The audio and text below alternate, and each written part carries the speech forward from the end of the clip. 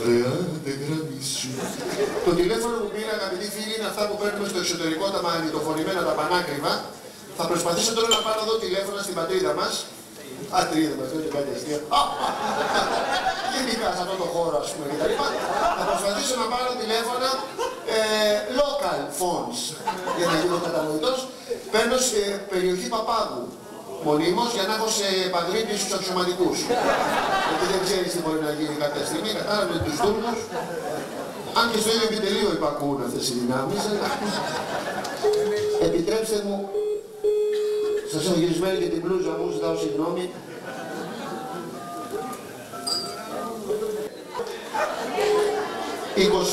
Το 26 κερδίζει, 26, 14, 8,45. 8,45. Ποιο ζητάμε? Λίνα. Ελίνα. Οκ.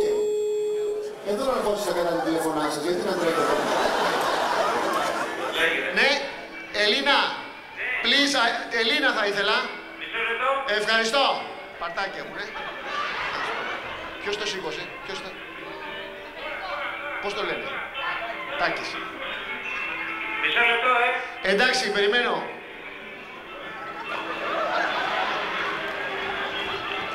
Ακούσουμε και κανένα που...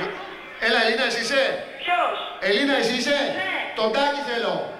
Το Τάκη? Ναι. Ποιο Τάκη? Το Τάκη που σήκωσε το τηλέφωνο, δώστε μου γρήγορα. Μισό λεπτάκι. Έγινε.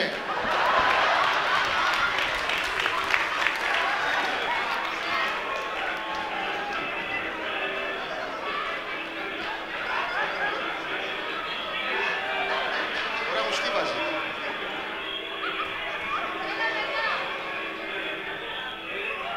Είναι τόσο μεγάλο το μαγαζί της.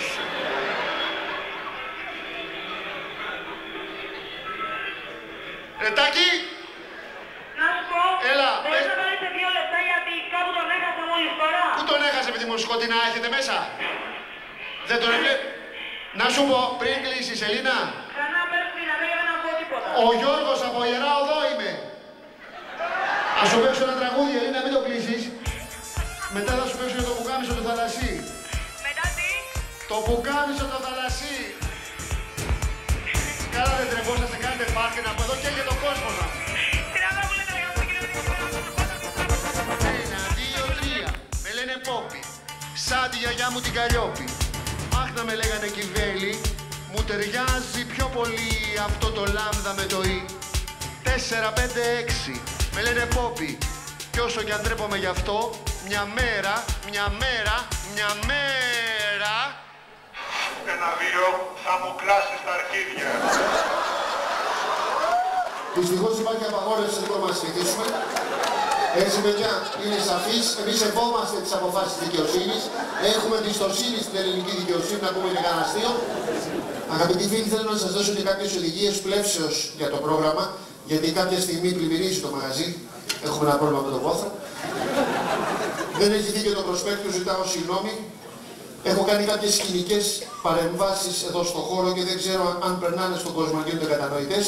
Έχω φτιάξει αυτή εδώ την πασαρέλα, όπως βλέπετε. Αυτό εδώ το φαντάστηκα σαν μια φαλική προέκταση. Δηλαδή ο καλλιτέχνης θέλει να εισχωρήσει στο κοινό. Θέλει να μπει στον κόσμο του, να συνουσιαστεί, χωρίς να λερώνω, χωρίς να μυθιλάω, δεν με ενδιαφέρει. Έχω στο κέντρο λοιπόν τη φαλική προέκταση και κατέρωθεν της φαλικής προεκτάσεως υπάρχουν οι δύο κύονες. Βλέπουμε εν είδη όρχεων με τα αγκαθάκια πάνω. Τώρα αριστερά όπως κοιτάω εγώ, δεξιά όπως βλέπετε εσείς, και αυτό συμβολικό, ότι εγώ βλέπω αριστερά, εσείς το βλέπετε δεξιά. Έχω φτιάξει τον τηλεοπτικό σταυρό, να τον δούμε να ανάβει.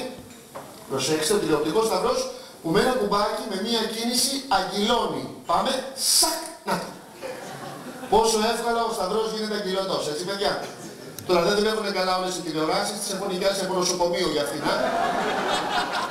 Έχω δηλαδή στα αριστερά μου την τηλεοπτική φυλακή της ψυχής και του μυαλού και δεξιά όπως κοιτάω αριστερά, όπως βλέπετε εσείς, είναι η φυλακή του σώματος, να τη δούμε.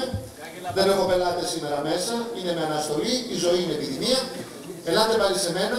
Θα ήθελα να πω ότι το πρόγραμμά μας, αγαπητοί φίλοι, που τελειώνει αύριο, κλείνουμε 90 παραστάσεις, θα ήθελα να πω ότι έχει ελαττώματα το πρόγραμμα αυτό.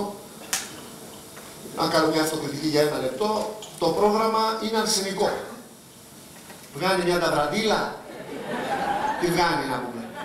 Δεν έχει αυτό το θηλυκό το στοιχείο να το απογειώσει. Δεν το έχω αυτό. Προσπάθησα βέβαια, να φτιάξω στο βίντεο ένα φεμινιστικό ιντερλούδιο, αλλά δεν νομίζω τα κατάφερα. Πάμε να το δούμε. Δεν ξέρω αν θα διορθώσει την κατάσταση.